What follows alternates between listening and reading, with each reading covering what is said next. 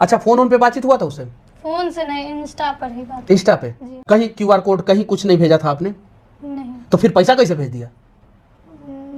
क्या कल्याणी मिश्रा एफआईआर होने का झूठा अफवाह फैला रही है?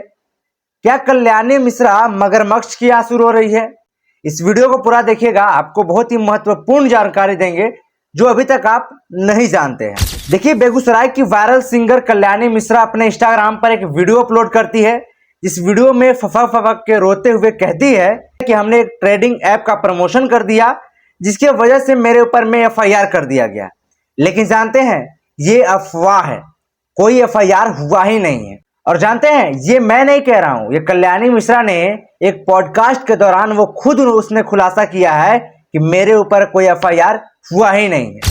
देखिए, जब कल्याणी मिश्रा इंस्टाग्राम पे अपने वीडियो अपलोड करती है, इसके अगले ही दिन मनीष कश्यप कल्याणी मिश्रा का एक इंटरव्यू लेते हैं, जिस इंटरव्यू में मनीष कश्यप कड़वा कड़वा सवाल पूछते हैं और कल्याणी मिश्रा से पूछते हैं कि बताओ तुमने गलत किया है कि नहीं। कल्याणी मिश्रा एक्सेप्ट करती है कि किए हैं। फिर मनीष कश्यप पूछते हैं कि आखिर ये बताओ कि जब तुमको प्रमोशन के लिए कोई भेजा तो वो पेमेंट किस मेथड से किया और तुमको कितना पैसा मिला। कल्याणी मिश्रा पहले 5,000 कहती है, फिर बोलती है कि 2,000 रुपया मिला। अब मनीष कश्यप पूछते हैं कि आखिर किस मेथड से तुमको पैसा वो व्यक्ति दिया, यूपीआई की मदद से, क्यूआर कोड या कैश, कैसे दिया। अच्छा, फोन पे बातचीत हुआ था उससे? फोन से नहीं, इंस्टा पर ही बात। इंस्टा पे? कहीं क्यूआर कोड कहीं कुछ नहीं भेजा था आपने? नहीं। तो फिर पैसा कैसे भेज दिया? इसके बाद जब राकेश तिवारी का इंटरव्यू देखिएगा तो उसमें कल्याणी मिश्रा से राकेश तिवारी पूछते हैं कि अच्छा ये बताओ कि तुम्हारे ऊपर में एफआईआर हुआ, इसका नोटिफिकेशन तुमको कैसे मिला, किसने इंफॉर्मेशन तुमको दिया, क्या नोटिस आया था, क्या कोई कॉल किया था या फिर कुछ और। तो वो कहती है कल्याणी मिश्रा कि नहीं, मुझे ना कॉल आया ना मुझे नोटिस मिला, बस लोग कह रहे थे तो मुझे लगा कि एफआईआर हो गया। अच्छा, सच में केस वगैरह हुआ है या फिर आप बस सुने हैं? आप कोई नोटिस वगैरह घर पे आई है? जी, नोटिस तो नहीं आई है, परंतु सब बहुत डराए। अब जरा सोचिए कि कल्याणी मिश्रा पर ना कोई एफआईआर हुआ, ना नोटिस आया, ना कुछ भी आया, तो फिर कोई कैसे मान लेगा कि एफआईआर मेरे ऊपर में हो गया है। हाँ, उसने गलती किया, इस बात को उसने एक्सेप्ट किया कि गलती किए हैं। और जब मनीष कश्यप कड़वा कड़वा सवाल पूछने लगे तो तिलमिलाने लगी कल्याणी मिश्रा। अब देखिए हुआ क्या, वो आपको हम समझाते हैं। देखिए, कल्याणी मिश्रा फर्स्ट टाइम मनीष कश्यप को फेस कर रही थी।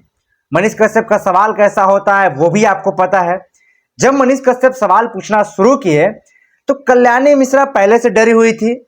दूसरा बात यह कि कल्याणी मिश्रा उस व्यक्ति के बारे में कुछ भी बोलना नहीं चाहती थी, क्योंकि इसे डर था कि पहले मैंने गलती किया और अगर कुछ बोलेंगे तो वो फिर से व्यक्ति मुझे फंसाएगा, कुछ और एक्शन लेगा, बहुत तरह के सवाल फिर पैदा होने लगेगा। जब मनीष कश्यप ये बोलते हैं कि तुम जाओ साइबर क्राइम थाना में एफआईआर दर्ज कराओ क्योंकि तुम्हारे साथ गलत हुआ है, लेकिन कल्याणी मिश्रा एफआईआर करने से बचती है। अब देखिए क्यों बचती है भाई।